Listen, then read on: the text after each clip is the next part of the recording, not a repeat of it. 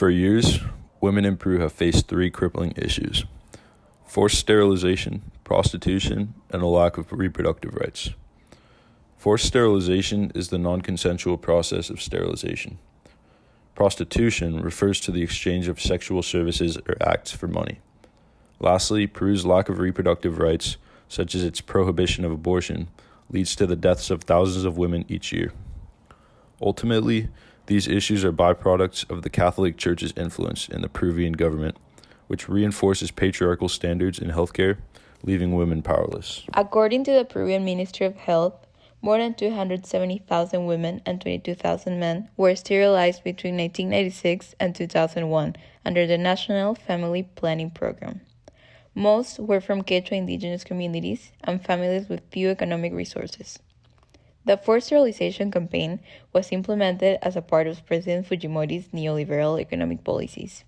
The idea was that this campaign would reduce birth rates in low-income sectors in order to combat poverty. The government targeted women with threats of violence, withholding healthcare and education, and misinformation.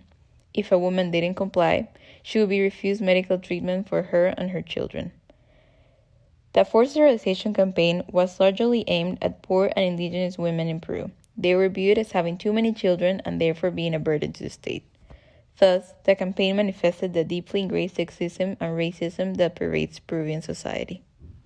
In a lot of cases, there was no post-operative treatment at all, which took the lives of at least 2,000 women and left others with lifelong complications. Mary Luz Guzman Salas, one of the victims, recounts how she was told that she was going to get ligada, which in Spanish makes reference to sterilization. However, she had never heard the term before, and according to her basic Spanish knowledge, it meant getting an anti-inflammatory process. After the surgery, she was sent home with an Advil prescription for the pain. I was in a lot of pain and didn't understand why they put me out. I wanted a natural birth, she said. 3 years later, as a result of a poorly cured infection, she was diagnosed with cancer and had to get a hysterectomy done. After numerous protests, an official registry for the victims was finally opened in 2015, and since then, more than 7,200 testimonies have been known. In 2021, 25 years after the events, the case got to court for the first time. However, the hearings were closed due to the lack of Quechua interpreters participating. President Fujimori is in prison on charges of corruption and human rights violations, but was exonerated of several charges in 2014 related to the sterilization program due to the lack of evidence. In the region of Madre de Dios in southeastern Peru, an underground network of female prostitutes are subjected to sexual abuse from thousands of gold miners after their shifts. According to a 2019 report by the NGO Save the Children, about 5,000 women and girls are believed to be victims of trafficking in the region, including girls as young as 12 years old. These women and girls often come from impoverished areas and are tricked by traffickers into believing that they will work their way up into promising jobs and education.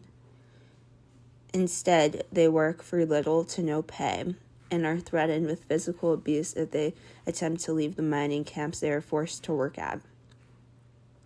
Many of them contract STIs, 30% of them contract syphilis, and 20% test positive for HIV.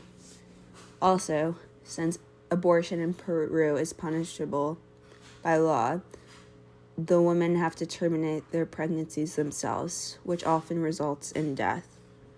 Prostitution in Peru is essentially a form of modern-day slavery, perpetuated by patriarchal norms. The Peruvian government needs to increase its funding into protection services against prostitution and human trafficking, as well as funding campaigns to inform the public and young women in particular on avoiding traffickers. In 1985, the Peruvian government passed a law that restricted all abortions in the country, except in cases where the woman's life or health was at risk. Since then, women who've sought abortion outside of these limited circumstances have risked criminal prosecution, fines, and imprisonment. In fact, between 2009 and 2018, only 222 legal abortions were performed, while it is estimated that there are around 400,000 illegal abortions each year.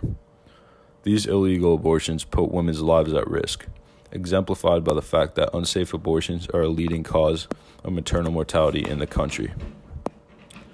In addition, many women in the country lack access to contraception and sex education.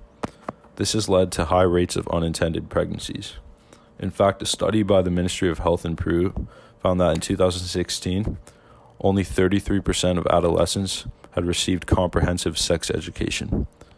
As a result of this disparity, the majority of people grow up with no real knowledge of their own bodies, leading to hundreds of thousands of unwanted pregnancies each year, and in turn many deaths.